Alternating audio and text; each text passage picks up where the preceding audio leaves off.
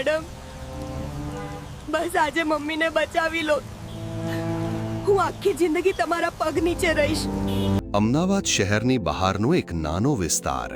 સવારના 7 વાગ્યા હતા. ધૂળથી ભરેલો રસ્તો અને રસ્તાની બાજુમાં તૂટી ગયેલી એક નાની છાપરી, જ્યાં બેઠો હતો માત્ર 14 વર્ષનો એક છોકરો.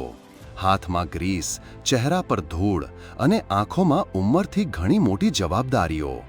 એનું નામ હતું આર્યન. બીજા બાળકો જ્યાં સ્કૂલ બેગ લઈને સપનાઓ તરફ દોડતા હતા, ત્યાં આર્યન જૂના ટાયર અને પંચરની કીટ લઈને જીવન સામે લડી રહ્યો હતો. કારણ કે 3 વર્ષ પહેલા એક અકસ્માતે એના પિતાને એની પાસેથી છીનવી લીધા હતા અને ત્યારથી એક આખા ઘરની જવાબદારી એક નાનકડા બાળકના ખભા પર આવી પડી હતી. ઘરે એની માં સુમનબેન જીવન અને મૃત્યુ વચ્ચે ઝઝૂમી રહી હતી.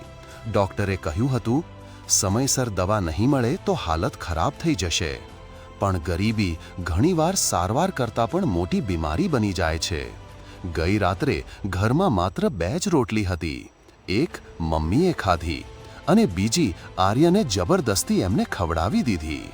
પોતે આખી રાત પાણી પીને સૂઈ ગયો, પણ સવારે ફરી સ્મિત સાથે કામ પર આવી ગયો, કારણ કે ગરીબ માણસ પાસે રડવાનો સમય નથી હોતો. ક્ષ્ટ! એ જ સમયે એક સફેદ સ્કૂટી આવીને એની દુકાન આગળ અટકી. સ્કૂટી પરથી ઉતરી એક શિક્ષિકા. સાદી કોટન સાડી, ખભા પર બેગ અને ચહેરા પર શાંતિ. નીતા મેડમ.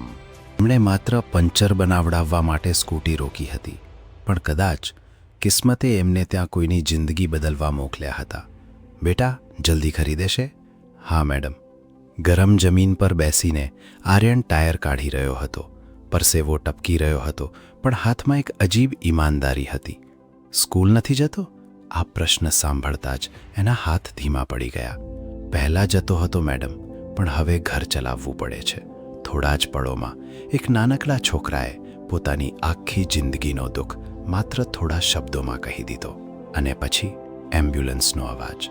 એ અવાજ સાંભળતા જ આર્યનની આંખોમાં ડર ઉતરી આવ્યો. ગઈકાલે આવી જ એમ્બ્યુલન્સમાં મમ્મીને હોસ્પિટલ લઈ ગયા હતા. ડૉક્ટરે કહ્યું છે આજે દવા નહીં લાવું તો. એ આગળ બોલી ના શક્યો, કારણ કે કેટલાક દુઃખ શબ્દોથી નહીં, આંખોથી સમજાઈ જાય છે. કેટલાની દવા છે? 780 રૂપિયા. નીતા મેડમ થોડા ક્ષણ માટે શાંત રહી ગઈ, કારણ કે જે બાળક આખો દિવસ મહેનત કરીને પણ 100-150 રૂપિયા કમાય, એના માટે 780 રૂપિયા એક પહાડ જેવા હતા. એમણે તરત જ 1000 રૂપિયાની નોટ આગળ ધરી.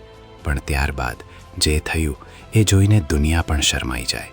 આર્યને હાથ પાછળ ખેંચી લીધો. ના મેડમ, હું ભીખ નથી લેતો. એક ગરીબ બાળકનો આ સ્વાભિમાન નીતા મેડમના દિલ સુધી પહોંચી ગયો. મદદ પણ એટલી જ લઉં જેટલી જરૂર હોય. એ દિવસે એક શિક્ષિકાએ માત્ર એક બાળકને મદદ નહોતી કરી, એ દિવસે એમણે માણસાઈને જીવતી જોઈ હતી. સાંજે જ્યારે નીતા મેડમ આર્યનના ઘેર પહોંચી, ત્યારે એમની આંખો ભીની થઈ ગઈ. ટપકતું છાપરું, ફાટેલી ચાદર, અડધી ખાલી દવાની બોટલ અને એક બીમાર માં જે પોતાના દીકરાને તૂટતો જોઈ રહી હતી. એક ક્ષણે નીતા મેડમે મનમાં નક્કી કરી લીધું, હવે આ પરિવાર એકલો નહીં રહે. બીજા દિવસે સ્કૂલમાં મદદ શરૂ થઈ. શિક્ષકો, વિદ્યાર્થીઓ દરેક આગળ આવ્યા. 50,000 રૂપિયા ભેગા થયા. સુમનબેનની સારવાર ફરી શરૂ થઈ. પણ સૌથી મોટો નિર્ણય હજુ બાકી હતો. નીતા મેડમે આર્યનનું ફરી સ્કૂલમાં એડમિશન કરાવી દીધું. ફી, પુસ્તકો, યુનિફોર્મ બધી જવાબદારી પોતે લઈ લીધી. પણ મેડમ, ઘર કેવી રીતે ચાલશે? તું ફક્ત ભણ, બાકીનું હું સંભાળી લઈશ. આ શબ્દોએ એક મજૂર બાળકને ફરીથી સપનાઓ જોવાનું શીખવી દીધું. વર્ષો પસાર થયા. પંચર બનાવતો એ છોકરો હવે પુસ્તકોમાં પોતાની દુનિયા શોધી રહ્યો હતો. મહેનત, સંઘર્ષ અને આશીર્વાદ, આ ત્રણેય મળીને એક ચમત્કાર સર્જ્યો. આર્યનને મેડિકલ કોલેજમાં પ્રવેશ મળ્યો અને વર્ષો પછી શહેરની સૌથી મોટી હોસ્પિટલમાં એક નવા સર્જન ડૉક્ટરનું સન્માન થવાનું હતું. સ્ટેજ પર જ્યારે એ ડૉક્ટર આવ્યો, ત્યારે આખો હોલ તાળીઓથી ગુંજી ઉઠ્યો, કારણ કે એ કોઈ સામાન્ય ડૉક્ટર ન હતો. એ હતો એ જ નાનકડો છોકરો જે ક્યારેક રસ્તા પર પંચર બનાવતો હતો. આર્યન. સન્માન મળ્યા પછી એ સીધો સ્ટેજ પરથી નીચે ઉતર્યો અને નીતા મેડમના પગે પડી ગયો. આંખોમાં આંસુ લઈને બોલ્યો, લોકો કહે છે હું મહેનતથી ડૉક્ટર બન્યો, પણ સાચું કહું તો મેડમ, એ દિવસે તમે મને માણસ બનાવી દીધો. આખો હોલ શાંત હતો, કારણ કે ત્યાં માત્ર એક વિદ્યાર્થી અને શિક્ષક ન હતા. ત્યાં ઊભી હતી માણસાઈ, જે આજે પણ આ દુનિયામાં જીવતી છે.